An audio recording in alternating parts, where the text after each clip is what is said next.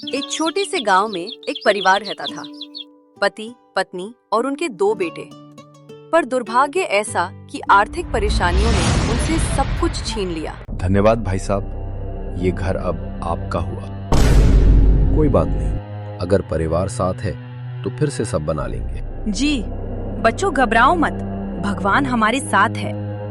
घर बिक गया और परिवार बेघर हो गया, पर उनके दिलों में एकता थी। सीमा, बच्चों, चलो अपना सामान बांध लो, हमें ये घर आज ही खाली करना है। घर से अपना सामान लेकर वे निकल पड़े। चलते चलते रात हो गई और रास्ते में एक घना जंगल आ गया।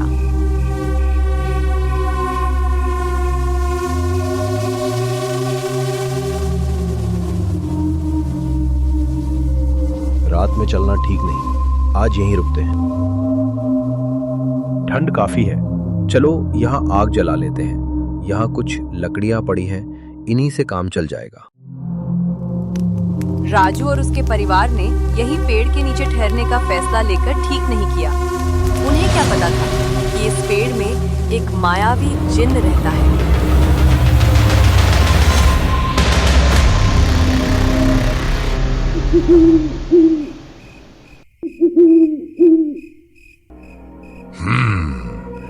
ये इंसान यहाँ क्या कर रहे हैं? लगता है इनकी मौत इन्हें यहाँ खींच कर ली है।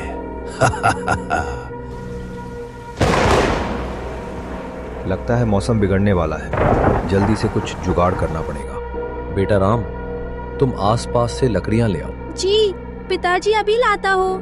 और बेटा श्याम, तुम मजबूत जटा ले आओ। जी पिताजी। बिना सवाल किए दोनों बेटे आज्ञा मानकर अपने काम में जुट गए। जिन ये सब देख रहा था और सोच रहा था कि ये क्या कर रहे हैं। वह बहुत क्रोध में पेड़ से बाहर आया।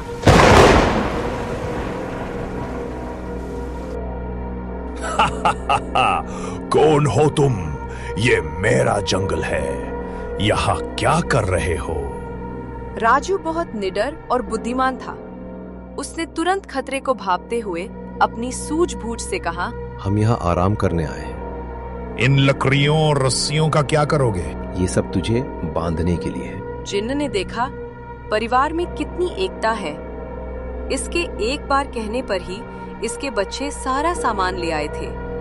परिवार की एकता देखकर जिन्न को विश्वास हो गया, कहीं ये उसे सचमुच बांध ना दे। नहीं नहीं, मुझे मत बांधो। तुम जो चाहोगे मैं वो तुम्हें दे सकता हूँ। राजू ने सोचा ये सही समय है अपनी किस्मत को बदलने का, और उसने जिन से खूब सारा धन मांगा। जो हुक्म मेरे मालिक। यहाँ से दक्षिण की ओर कुछ दूर चलते ही रास्ते में एक बहुत विशाल वृक्ष आएगा। उसके 5 फुट नीचे एक मटका है जिसमें सोना, चांदी और कीमती रत्न है। सुबह हो गई थी।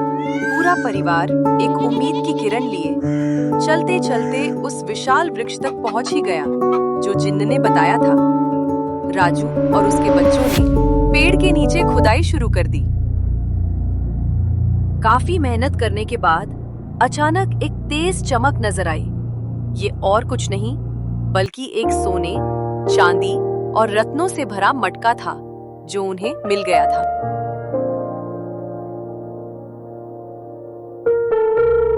हे भगवान, तूने हमारी झोली भर दी, तेरा बहुत बहुत धन्यवाद। राजू और उसका परिवार फिर से संपन्न हो गया।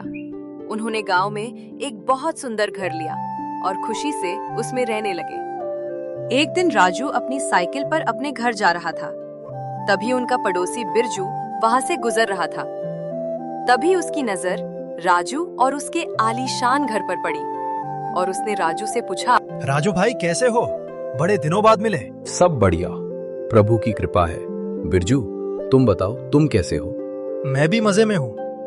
राजू भाई बुरा मत मानना, लेकिन एक बात पूछूं? सच बताना, तुम्हारा तो सब कुछ बिक गया था, फिर तुम अचानक इतने धनवान कैसे बने? बिरजू, अब तुमने पूछ ही लिया है तो सुनो। यहाँ से जाने के बाद जंगल में हमें एक जिन्न मिला, उसी ने हमें धनवान बनाया है। इधर राजू की बीवी सबके लिए स्वादिष्ट पकवान बनाने में व्यस्त थी, तो दूसरी ओर बिरजू की बीवी उससे पैसों के लिए बहस कर रही थी। इस आदमी ने मेरा जीना हराम कर रखा है। बस मुझे कुछ नहीं सुनना। मुझे पैसे चाहिए, मतलब चाहिए। अरे भाग्यवान, लड़ती ही रहोगी या मेरी बात भी सुनोगी? तुम्हारे फायदे की ही है। बिरजू अपनी पत्नी को सारी बात बताता है जो राजू ने उसे बताई। खजाने की बात सुनते ही उसकी पत्नी खुशी से झूम उठती है। बिरजू और उसका परिवार बहुत लालची है। वे तुरंत जंगल की ओर निकलने का फैसला करते हैं। वे गांव से जंगल की ओर चल पड़े। चलते चलते रात हो गई और वे उसी पेड़ के पास पहुंच गए जहां जिन्न रहता था। बेटा रोहन, जाओ कुछ लकड़ियां लेकर आओ। ठंड काफी है, आग जला लेते हैं। ओहो पिताजी, एक तो चल चलकर मेरे पैरों में दर्द हो रहा है और ऊपर से आप मुझे लकड़ियां लाने को बोल रहे हो। नहीं नहीं, मैं नहीं ला सकता, सोहन ले आएगा। नहीं नहीं, पिताजी ने तुझे काम बताया है, मुझे नहीं। मेरे भी पैर दर्द कर रहे हैं, अपना काम खुद कर। बिरजू के परिवार में बिल्कुल भी एकता नहीं थी। कोई एक दूसरे का आदर नहीं करता था। ये सब कुछ जिन्न देख रहा था और क्रोधित हो रहा था। और तभी जिन्न पेड़ से बाहर आ गया। कौन हो तुम? यहाँ क्या कर रहे हो? हम तुझे यहाँ बांधने आए हैं। तू क्या मुझे बांधेगा? तेरा खुद का परिवार ही तेरी नहीं सुनता। रुक, अभी बताता हूँ। जिन्न का क्रोध बेकाबू देखते ही बिरजू और उसका परिवार अपनी जान बचाकर वहां से भाग गए। तो दोस्तों, याद रखिए, धन, घर और वैभव छिन सकते हैं, लेकिन जिस परिवार में एकता, सम्मान और आज्ञाकारिता हो, उसे कोई ताकत कभी पराजित नहीं कर सकती। ऐसी ही शिक्षाप्रद कहानी देखने के लिए लाइक, शेयर और सब्सक्राइब करना न भूलें। धन्यवाद।